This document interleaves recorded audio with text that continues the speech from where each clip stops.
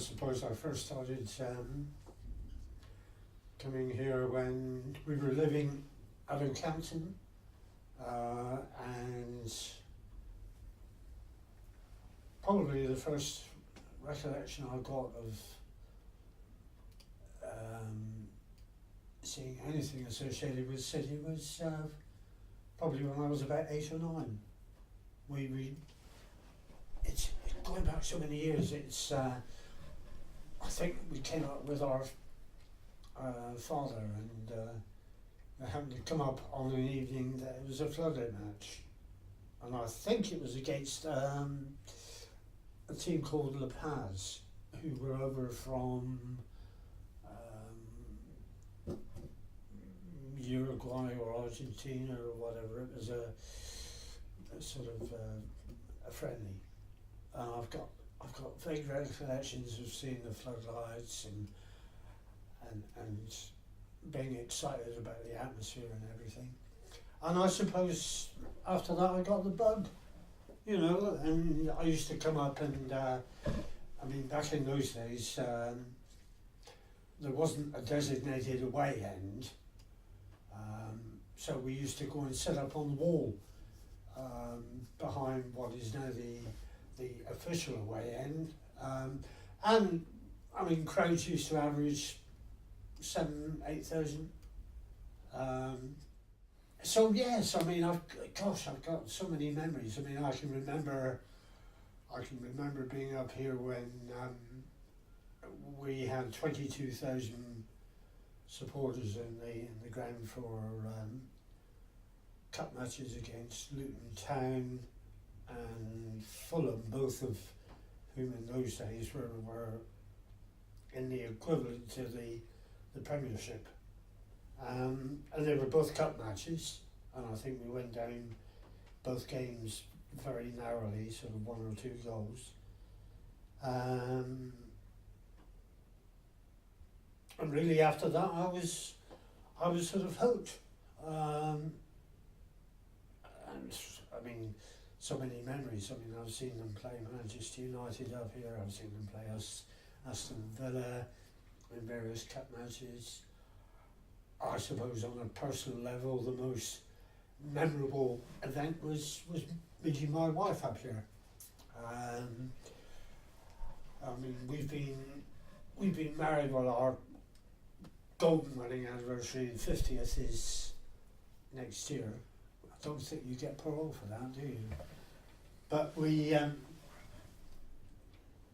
met up here when they actually played Arsenal in a match to commemorate the official opening of the new floodlights, and there were about 11,000 people in the ground, and we stood in what was affectionately known as the old cowshed,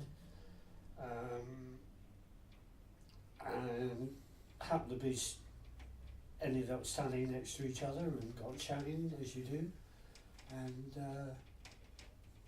I can remember chasing after her after the match and asking her for a date, and amazingly she agreed, and she was actually a keen supporter herself, so we immediately had that in common. So I suppose, you know, what have I followed the club now? 60 odd years, and I've got so many memories. I mean, but it's a unique club. It's a special club. You feel part of it, you know. And little did I know when I was coming out to retirement that virtually it would become like a second home. You know, I spend more time up here than I probably do at home. But it's great. I mean, there's so many super people involved with the club, particularly behind the scenes, and you actually become, without realising it, you become very, very involved, you know, not just on the footballing side, but and the banter and everything, but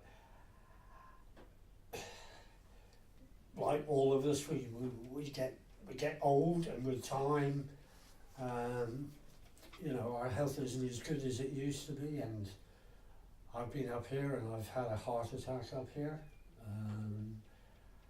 and also because of that bond, that unique camaraderie. I mean, when there are other members of the club who become ill, you like to think that you're there to support them. So it's a unique club.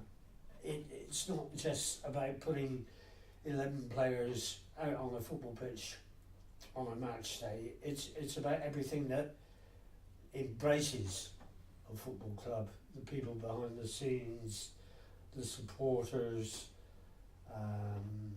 the people like yourself and Gabrielle and Elliot, who are responsible for achieving this unique archive that helps us golden oldies look back and sort of brings back so many memories. And what is quite unique is that the players that we used to watch on the pitch, like Graham Rees, Jimmy Giles, Alan Banks, etc., we actually now sit down with them, with the City Archive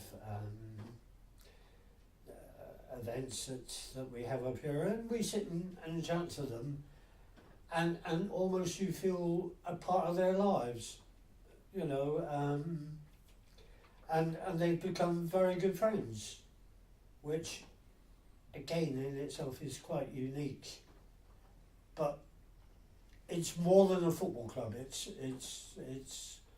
almost a way of life, and God willing, I'll never sort of tire of being involved with that. And there's a team on the pitch, there's a team behind the scenes, in the offices, the administration, the commercial, and there's the third or fourth team, which are the volunteers, which itself is quite unique, because we come up here because we want to, and we